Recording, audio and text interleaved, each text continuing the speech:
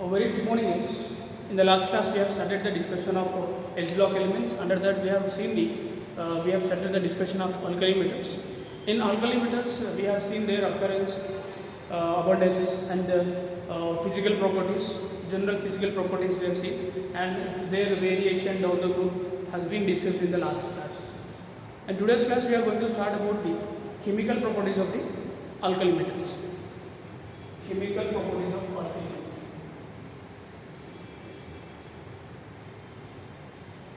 Chemical properties of alkali metals. Generally, we know that alkali metals are highly reactive in nature. They are highly reactive in nature. Because of that reason only, they generally do not exist in the elementary form. They occur in their corresponding salts. Let us see what are the reasons for their high reactivity. Alkali metals are highly reactive in nature. Highly reactive due to, let us see the reasons for their high reactivity. The first reason we can say that due to their low ionization energy. Low ionization energy easily forms M+ ions. Second, due to their low heat of atomization. Low heat of atomization. And third reason is that due to their high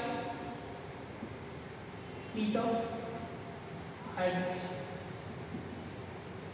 These are the main reasons for their high chemical reactivity.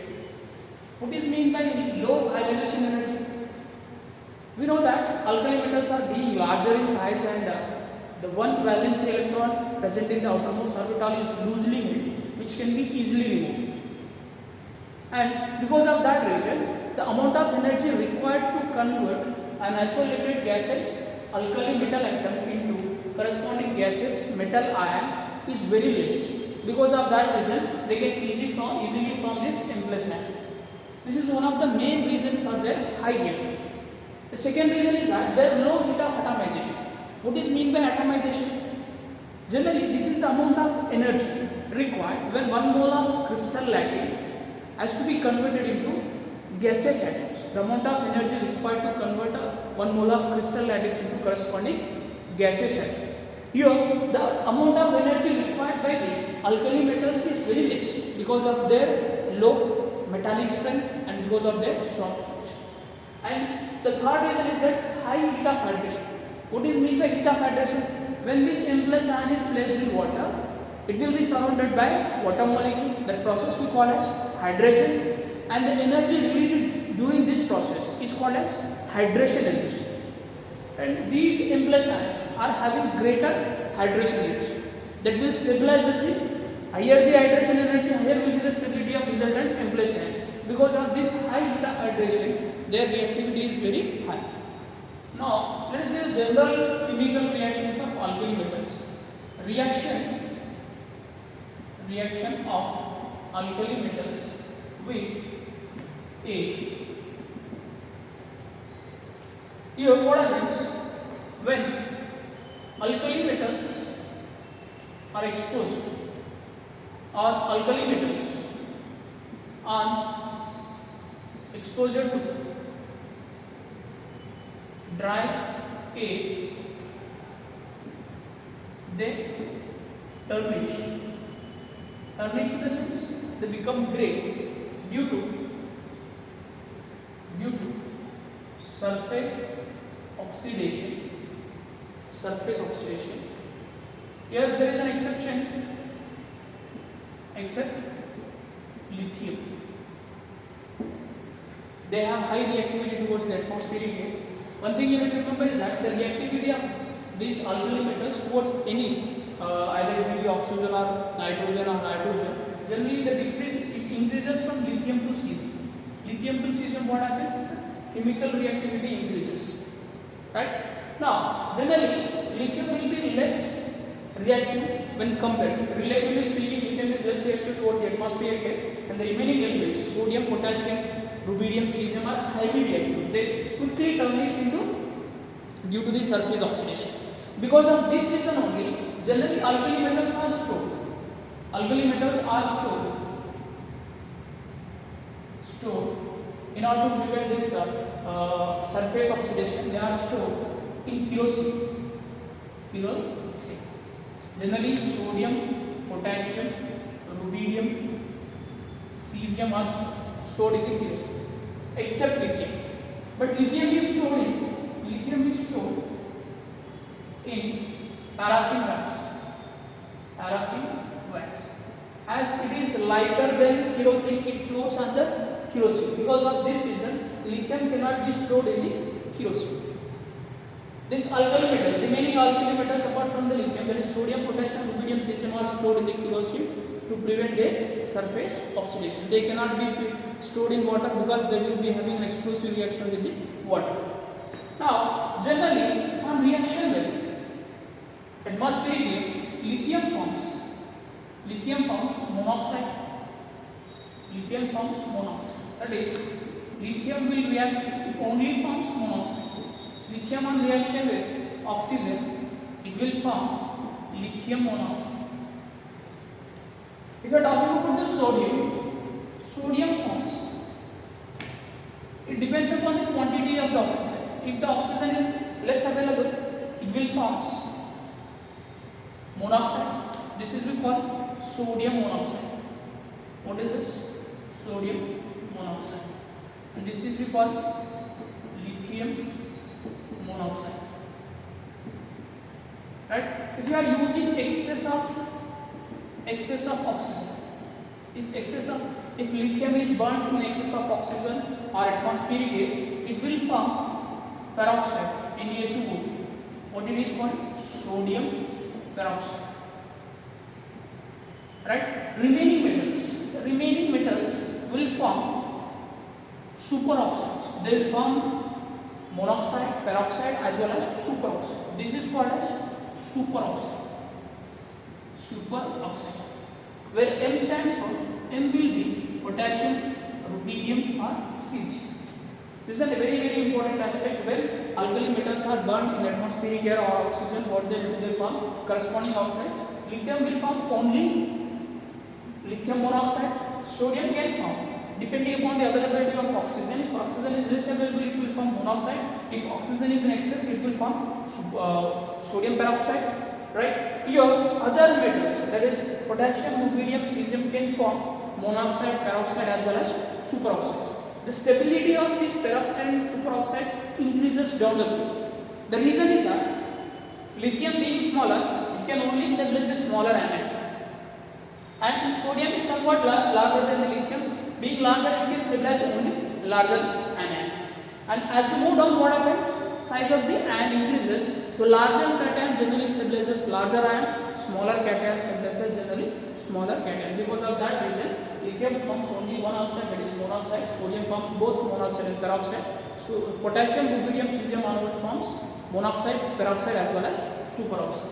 This is about the reactivity towards the atmospheric air. And one important exceptional property of the lithium is that lithium is the only one element of the first group which can react with the nitrogen directly. When you are heating lithium with the atmospheric air along with the formation of oxide, it can also form. Lithium will combine with nitrogen to form. It forms lithium nitrate. What is this compound called? Lithium nitrate. It is only given by the lithium. Other elements such as sodium, potassium, rubidium cannot form the nitrate when directly heated in the atmospheric air. This is one of the anomalar behavior of the lithium. Right? This is about the reactivity of alkali metals towards the atmospheric air. Hope it is clear.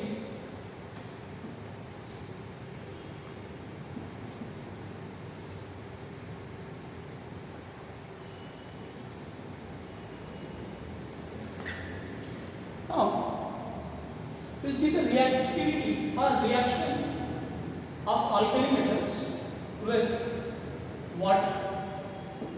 Reaction of alkali metals with water. Generally, what happens? alkali metals decomposes water to corresponding hydroxides with the liberation of hydrogen gas. The general way of writing the equation will be, suppose we are taking 2 moles of metal, if it is interacting with 2 moles of water, right? It will form corresponding metal hydroxide plus liberate hydrogen gas. This is a general way of writing the reaction of alkali metals with the water. Right? Suppose if you are taking lithium, if you take it, lithium will form lithium hydroxide with the liberation of hydrogen gas. If you are taking sodium with the reaction of water, it will form sodium hydroxide plus hydrogen gas. If you are taking potassium with the reaction of water, it will form corresponding potassium hydroxide with the liberation of H2 gas. This similar manner, right? Rubidium will form rubidium oxide. If you take the corresponding hydroxides are formed, and cesium will form cesium hydroxide. Right? But what is the important aspect is that lithium decomposes water slowly. The rate of reactivity of lithium will be very slow. Decomposes water slowly. Sodium decomposes rapidly, whereas potassium, rubidium and cesium decomposes water explosively. That means what? The reactivity of alkali metals with water increases from lithium to sodium, sodium to potassium, potassium to rubidium, cesium. This is the order of reactivity of alkali metals towards the water. And along with this is the reaction of alkali metals with water. Mainly they will form corresponding hydroxide with the liberation of hydrogen. Right? And down the road what happens? Reactivity towards the water increases. Now they can also reaction with proton donors. Generally, alkali metals are being highly reactive than hydrogen. They replaces the hydrogen from the other compounds. Generally, what we say, alkali metals replaces hydrogen from proton donor compounds. What is meant by proton donor compound? The compound which can liberate LH+, such as, suppose if you are taking alcohol, alkali metals on reaction with alcohols, what they will form? They will form corresponding alkoxides. They will form. This is called, what is this? Alkali metal alkoxide. These are called as alkoxides. Alright, with the liberation of H2 gas.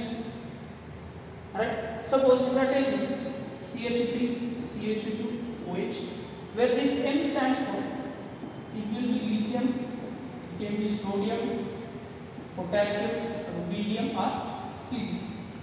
If ethyl alcohol is treated with sodium, it forms, this is ethanol, or we call it as ethyl alcohol. It will form CH3, CH2, Na plus fomites plus half mole of H2 gas will be liberated. This is called sodium ethoxide. What is this called? Sodium ethoxide. In the similar manner,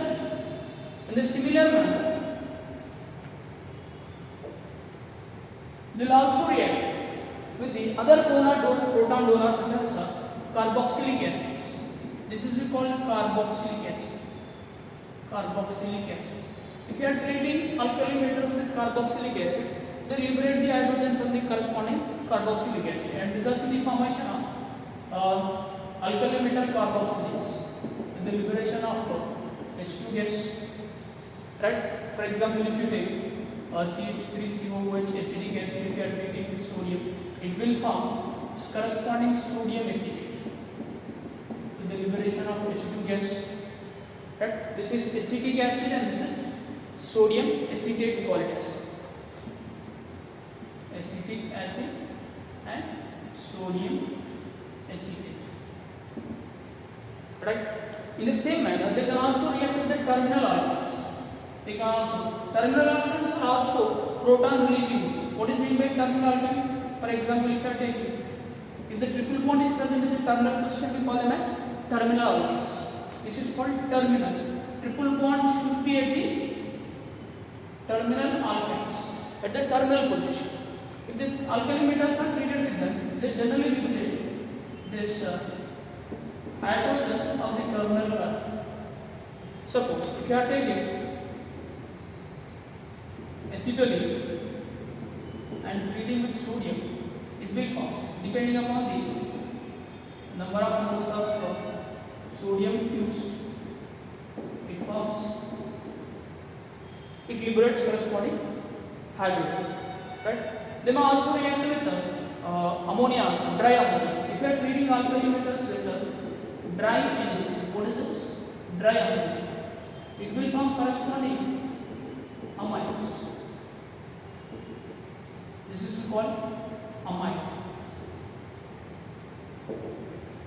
This is the reactivity of alkali metals with the proton donating compounds, proton donors. Reactivity towards water as well as reactivity towards proton donors. Hope it is clear.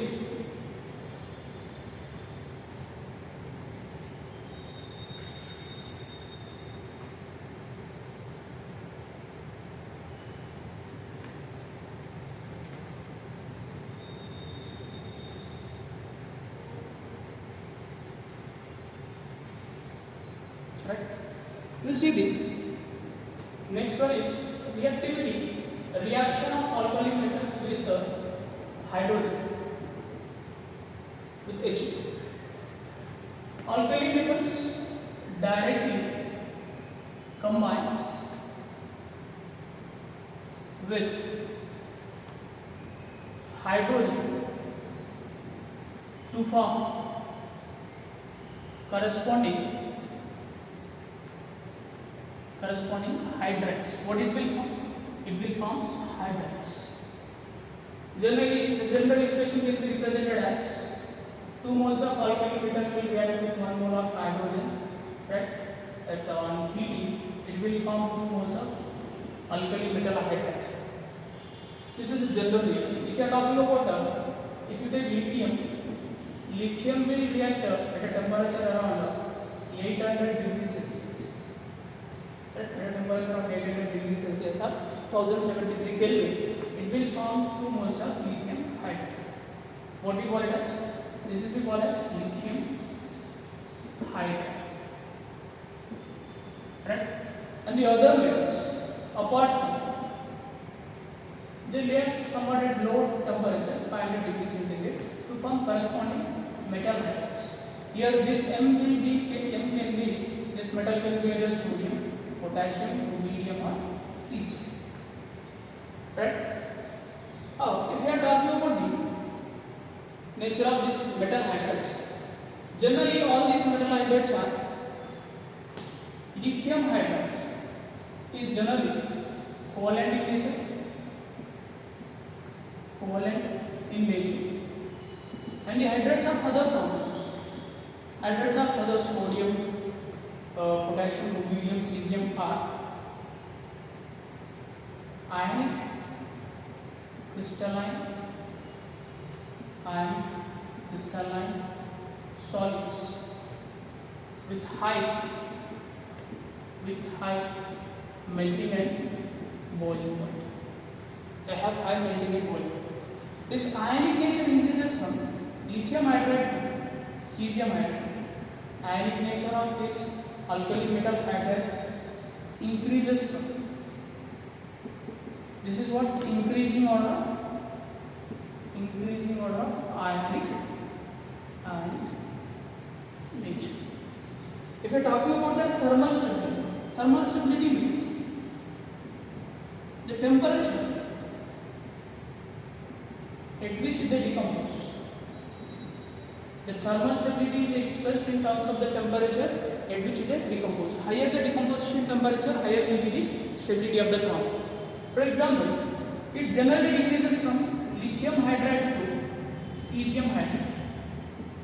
That is, if you are talking about the decreasing order of thermal stability of alkali metal hydrides, lithium hydride is more stable than sodium hydride, followed by potassium hydride, followed by rubidium hydride, followed by cesium hydride. The reason is that when hydrogen being the smallest anion, as the size of the cation increases, the metallic bond will become weaker and weaker. Right? As the metallic bond strength decreases, bond energy decreases. If the bond energy decreases, the temperature required to decompose or break that bond will be less. Because of that reason, what happens? The thermal stability of alkali metal hydrides decreases from lithium hydride to the cesium hydride. Right? This is about the reactivity of alkali metals with hydrogen. Hope it is clear. It is clear. We will move to the next reaction of alkali metals.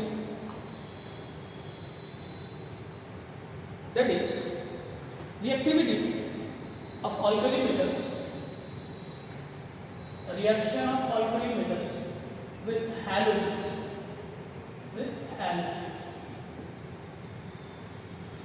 Alkali metals directly combines with halogen to form halides of type MX. They will form halides of type MX. The general way of representation can be 2 moles of alkali metal react with 1 mole of halogen to form 2 moles of alkali metal halide. Here, the order of reactivity, the decreasing order of reactivity of alkali metals towards halogen is lithium is less reactive, followed by sodium, followed by potassium, followed by rubidium, followed by cesium. That means what? The reactivity increases from top to down in the group. Lithium to cesium, reactivity towards halogens increases. This is the decreasing order of, we have written increasing order of reactivity of alkali metals towards the halogen. And now we'll see the order of reactivity of halogens towards a given alkali metal. Towards a given alkali metal. For a given alkali metal, here also this is the order of alkali metal for a given halogen. Here generally what happens? Fluorine is most reactive. Fluorine is highly reactive, followed by chlorine, followed by bromine, and followed by iron. So top to down what happens? This will be the decreasing order. Decreasing order of reactivity halogen atom towards for a given alkali metal. Now, generally these alkali metal hydrides can also be prepared in other ways. Other ways in the sense, suppose by the action of hydroacids, they can also be prepared from the action of or reaction of HX with their metal oxides or hydroxides or carbonates. But for example, if you are treating alkali metal oxide with HX, that is it can be either HCl or HI or HB or anything.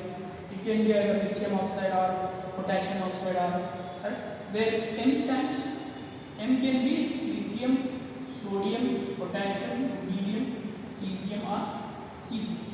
Where X can be either generally what we say fluorine, chlorine or bromine or iron.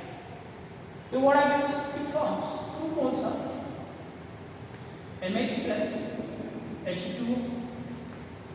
Or you may also take, if you are taking this is a metal oxide of alkali metal oxide. This is alkali metal hydroxide. Here it will form MX plus H2, right? Here it can also be M2CO3, alkali metal carbonate. This is a reaction with 2 moles of HX. It will form 2 moles of MX plus H2O plus CO2. Alright. They can also be prepared some other. This is a direct preparation of alkali metals reaction from the alkali metal reaction with the halogens. This is indirect preparation of alkali metal halogens. Right? This is a reaction of alkali metals with the halogens. Now, if you are talking about reaction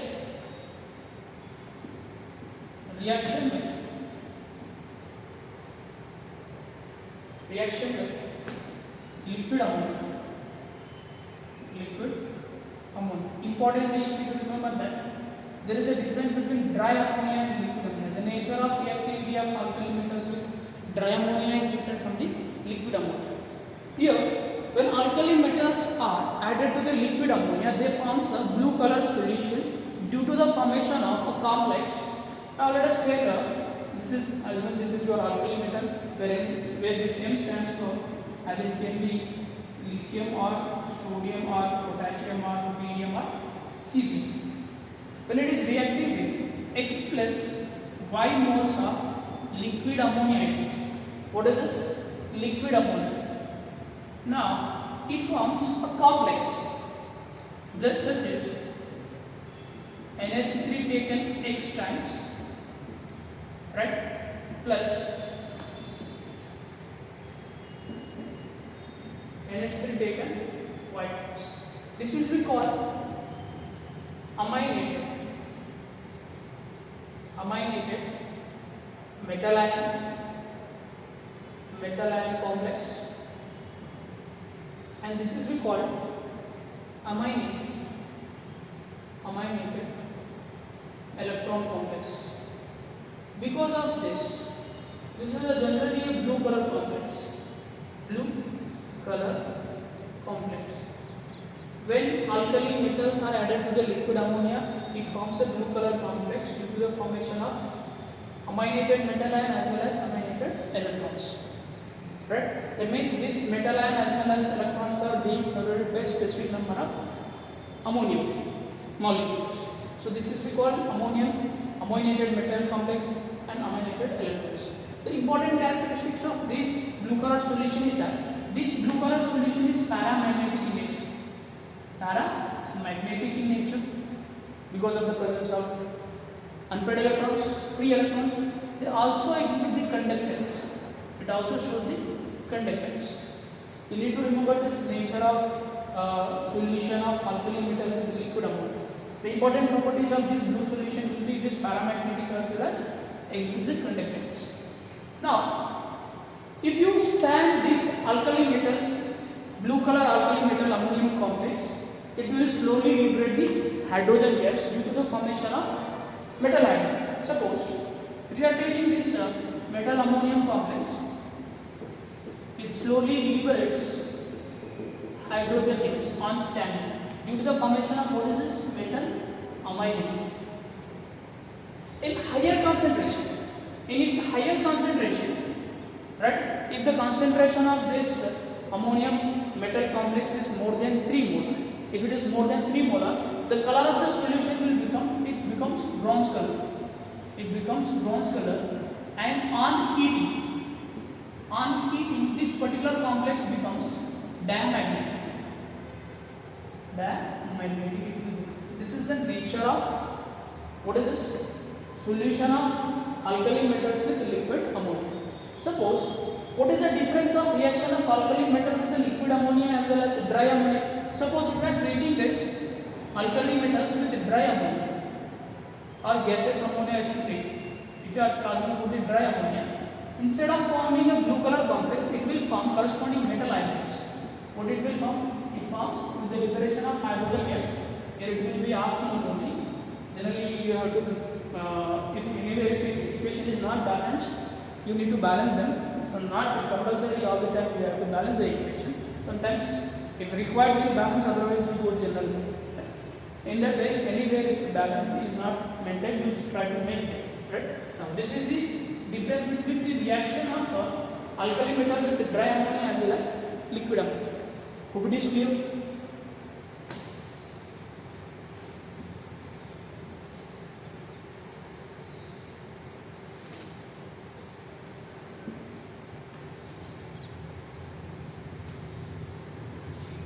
We'll talk about the another important property of this alkali metals, that is reducing nature. A reducing nature of alkali metals. What is meant by reducing nature? Reducing means if anything which undergo oxidation it behaves as reducing in nature, or we say it as act as reducing agent. These alkali metals are being highly electropositive, they easily lose the electrons so that they undergo oxidation. Right? Now, if they undergo oxidation, how they behave as reducing agent. And we know that this electropositive nature increases from lithium to Cesium. So down the road what happens? Reducing nature increases. But there is an exception. Generally what we say, alkali metals are highly reducing in nature,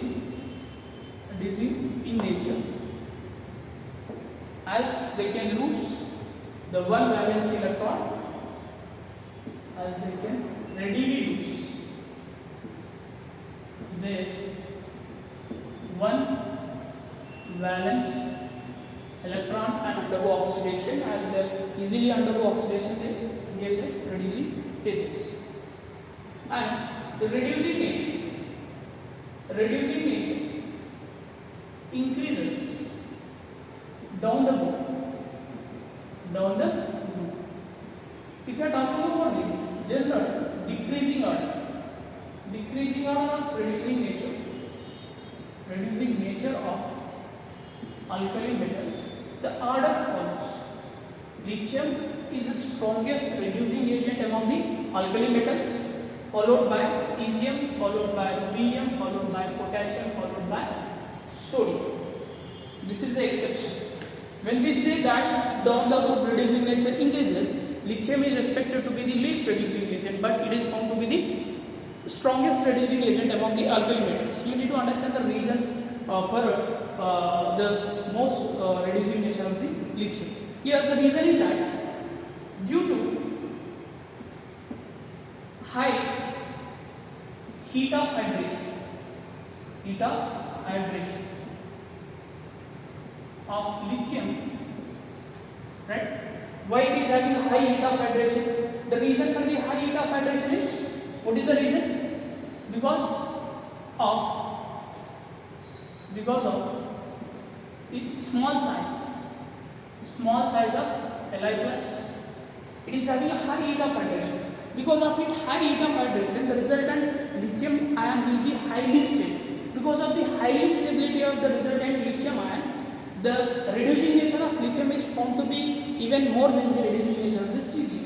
So you need to remember this important order. And generally, whenever you are dealing with the exceptions in the inorganic chemistry, the best way of remembering the exception case or having the idea about the exception cases is that you need to understand the reason behind the exception case. Once you understand the reason for the exceptional cases, you need not to by heart it. Ultimately, you will remember it. Right? There is a way of handling exceptions in the inorganic chemistry. Right? This is the various reactions of alkali metals. We have seen the reactivity of alkali metal towards the atmospheric air, and we have seen the reactivity of alkali metals towards the water, towards the hydrogen, towards the halogens, as well as liquid ammonia and their reducing agent. These are the some general reactions of alkali metals. Hope it is clear so far.